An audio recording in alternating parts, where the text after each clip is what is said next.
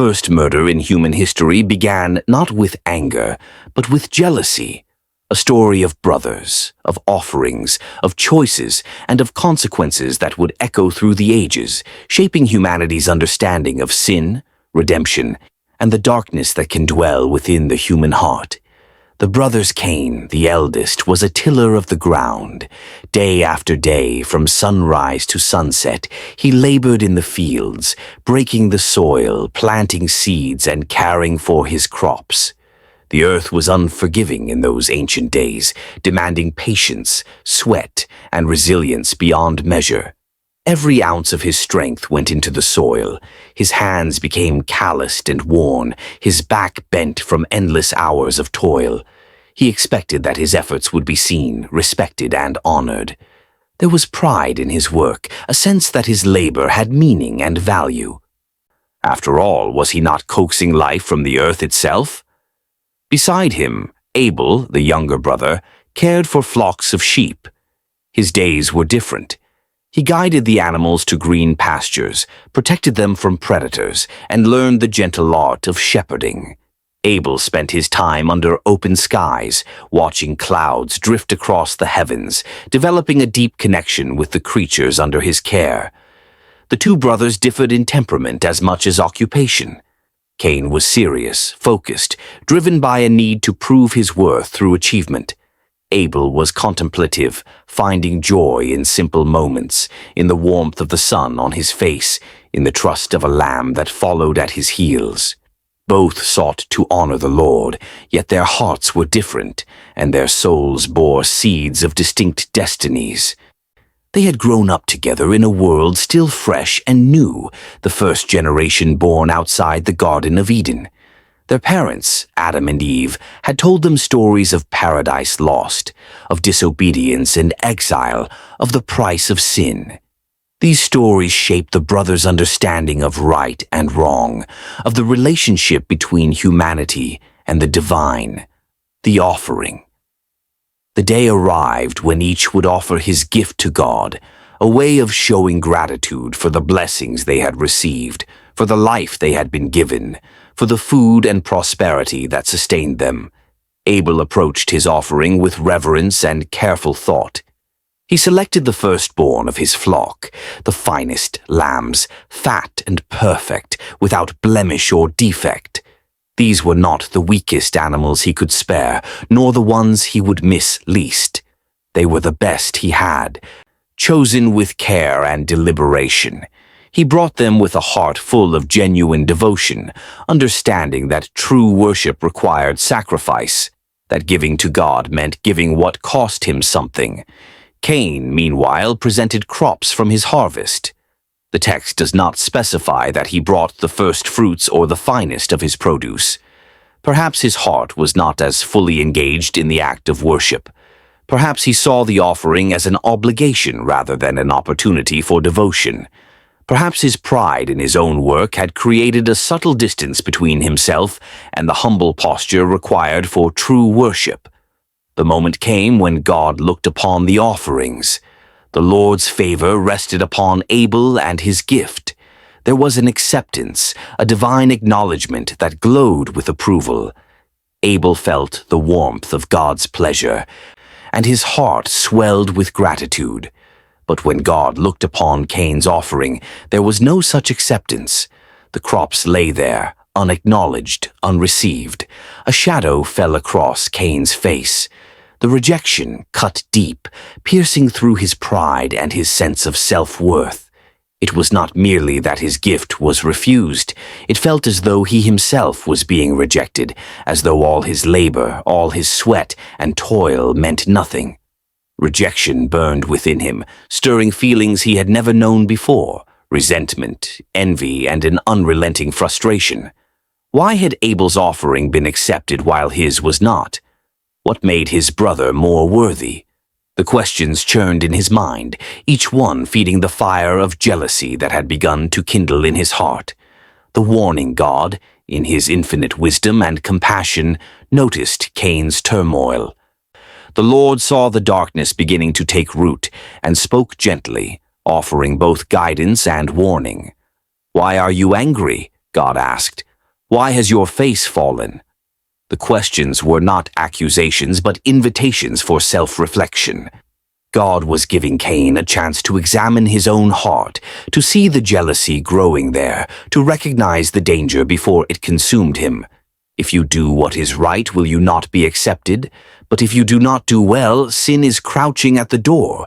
Its desire is for you, but you must rule over it. These words carried profound meaning. God was revealing the nature of sin itself, that it is not merely an action but a force, a presence that seeks to dominate and control.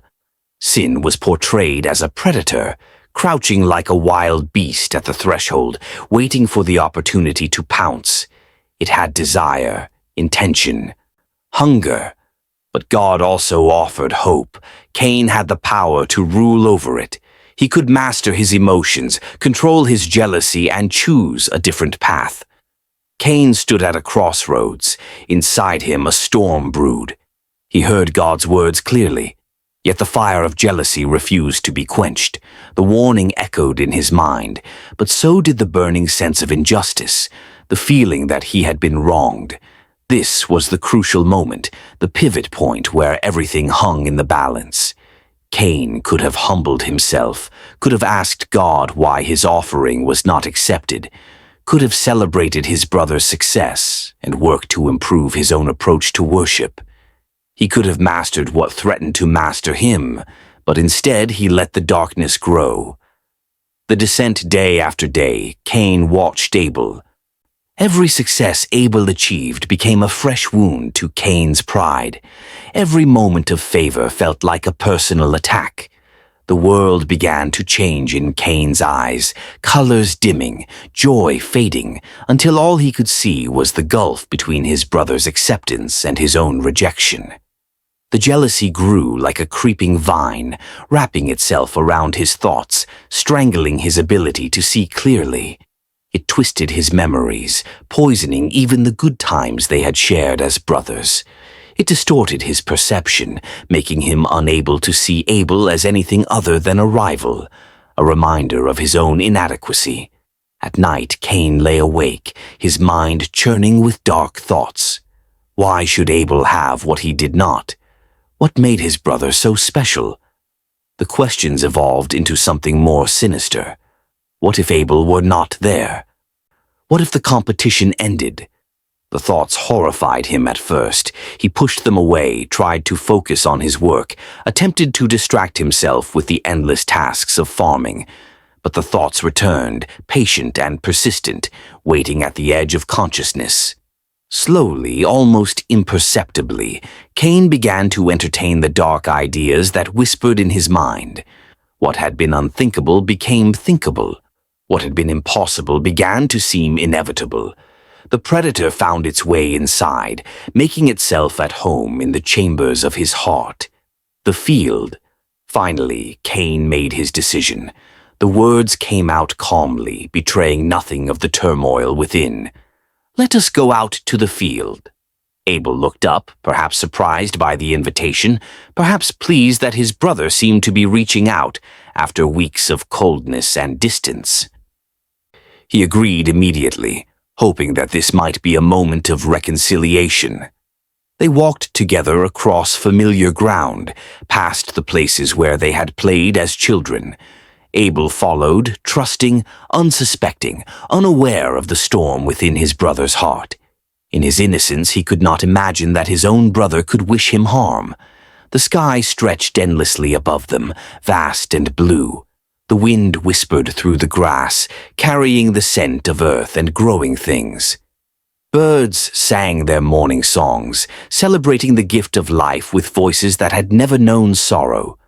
The world was beautiful, peaceful, perfect in its innocence.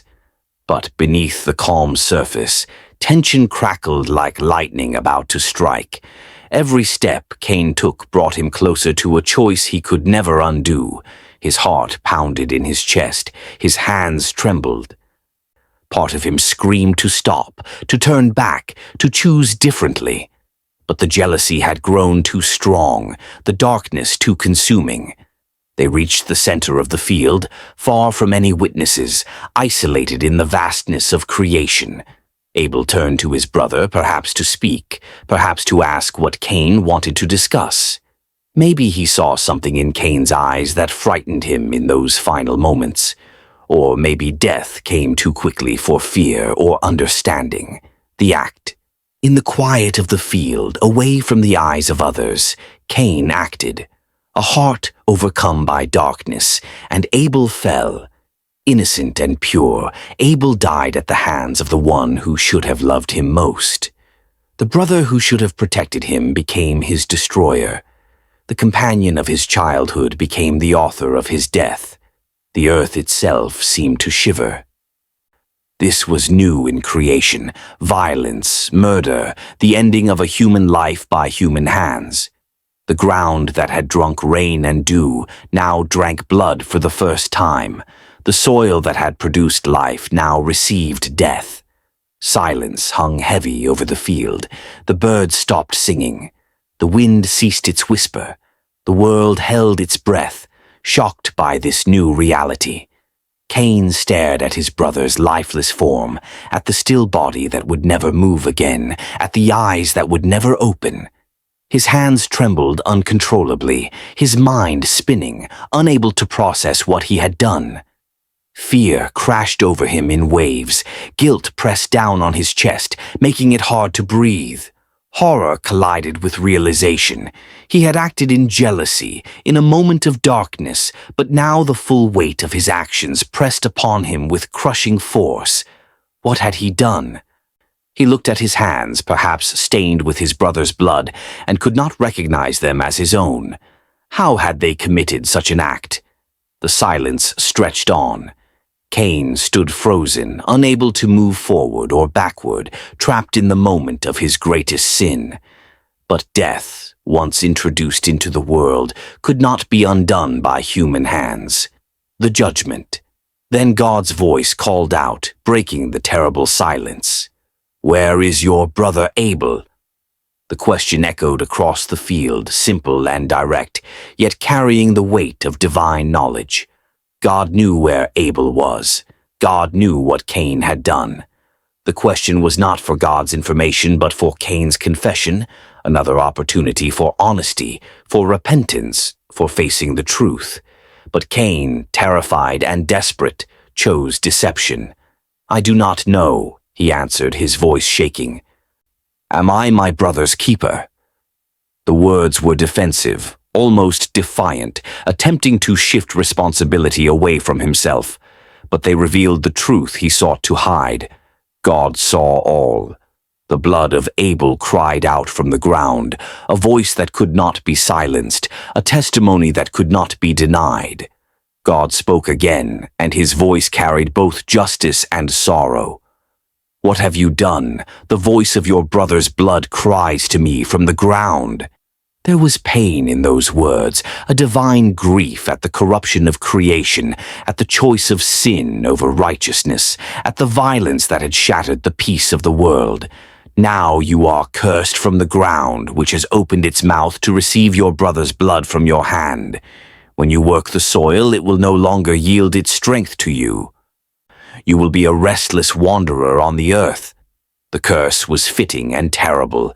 Cain, who had worked the soil with such dedication, would find no more success in farming. The earth itself would resist him. He would wander, rootless and restless, cut off from the stability and purpose that agricultural work had provided. His punishment reflected his crime. He who had destroyed his brother would find destruction in his own life's work. The mercy Cain fell to his knees, the full reality of his situation crashing over him. "My punishment is more than I can bear," he cried out. "You are driving me from the land, and I will be hidden from your presence. I will be a restless wanderer on the earth, and whoever finds me will kill me." In that moment of desperation, Cain revealed his terror.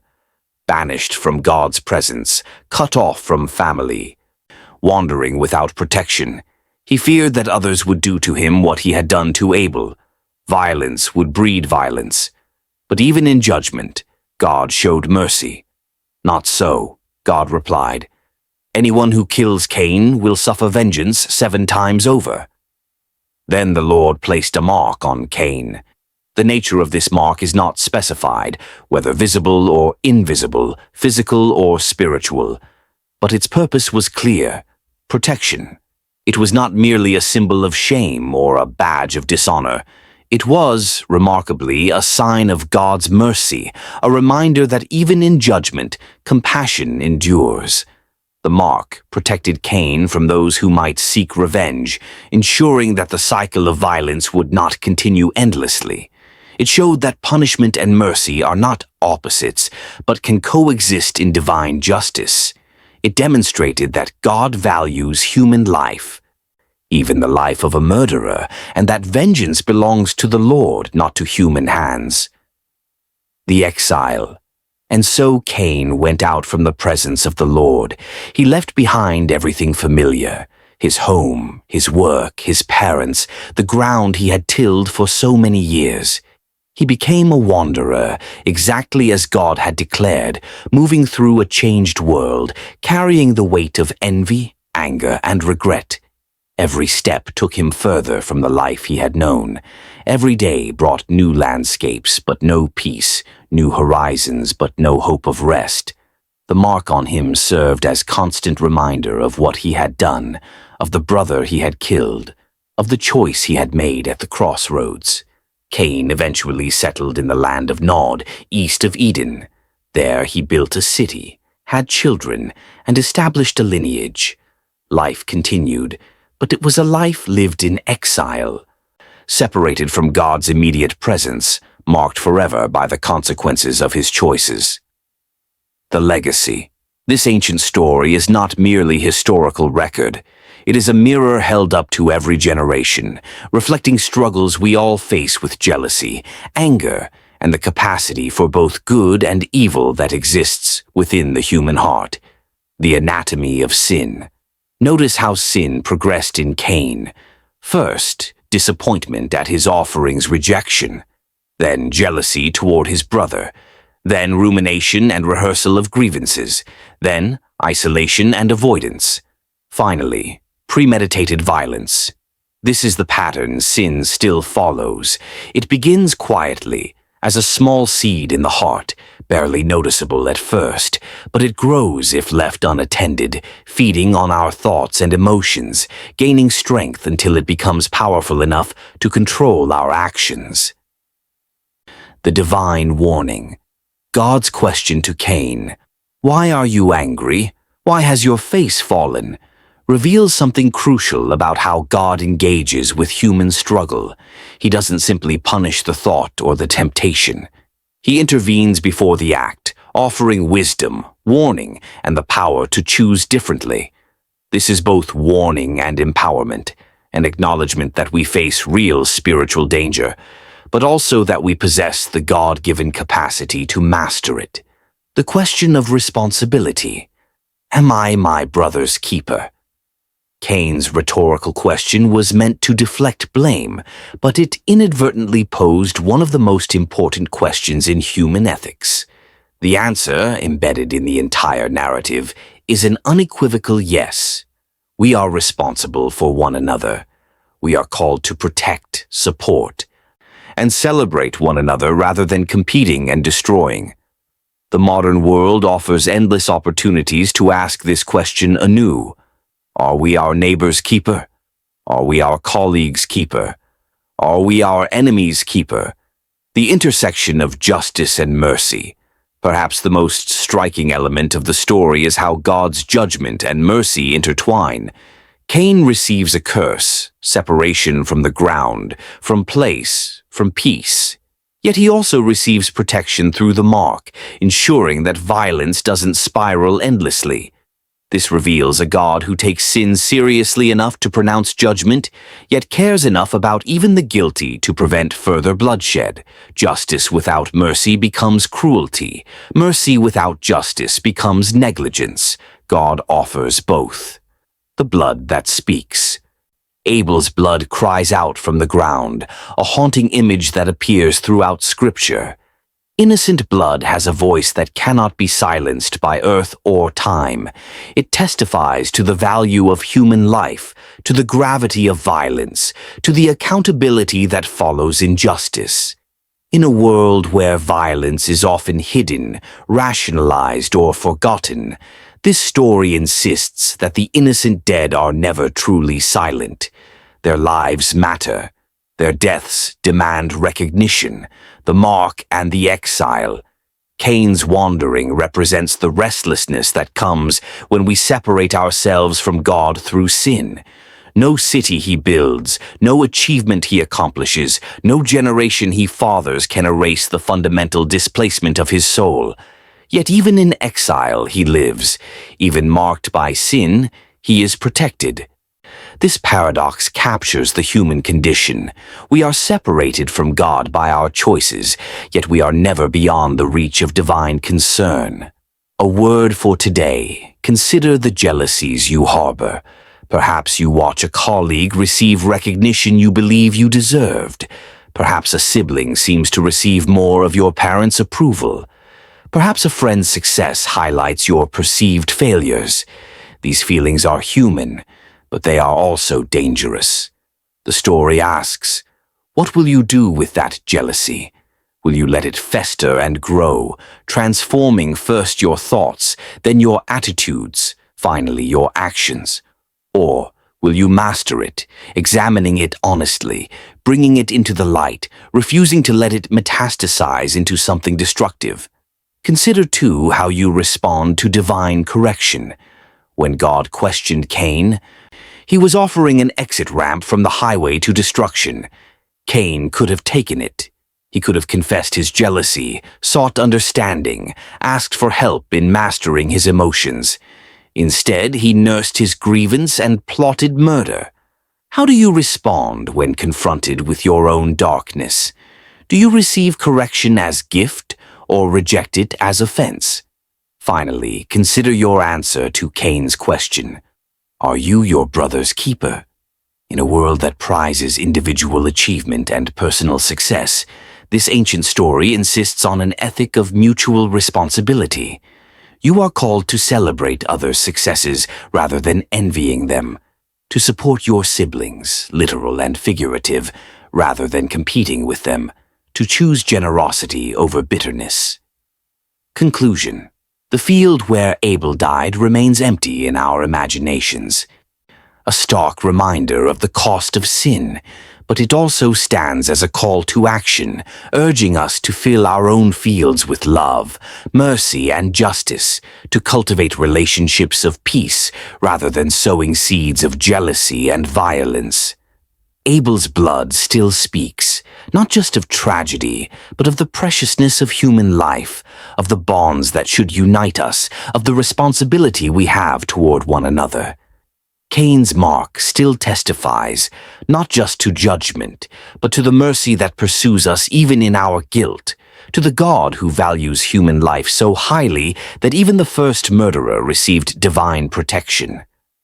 Between these two brothers, between the blood that cries out and the mark that protects, we find the entire drama of human existence, the capacity for both devotion and destruction, the reality of divine judgment and divine mercy, the power of choice and the weight of consequence. The story asks each of us, which will you choose? Will you master what threatens to master you, or will you let it consume you? The field awaits your answer.